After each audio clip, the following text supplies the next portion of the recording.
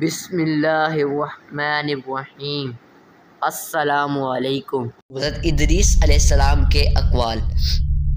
اللہ کریم نے کلام اللہ شریف میں حضرت ادریس علیہ السلام کا ذکر مبارک سورۃ مریم اور سورۃ انبیاء میں فرمایا ہے۔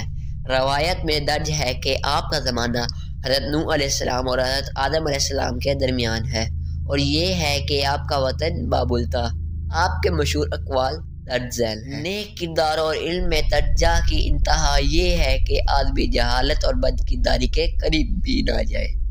اللہ پر ایمان محکم کے ساتھ ساتھ ہی صحت مندی کی علامت ہے۔ تم کبھی خود کو مطمئن اور قانع نہیں کر سکتے جب تک کہ تم ضروریات زندگی کے علاوہ بھی دوسری چیزوں کے طلبگار رہو۔ اصلاح نفس اور اعمال صالحہ کے لیے نیک نیت ہونا بے حد ضروری ہے۔ اپنے نفس کی نگرانی نہ کرنے والے بے سعادت کہلاتے ہیں۔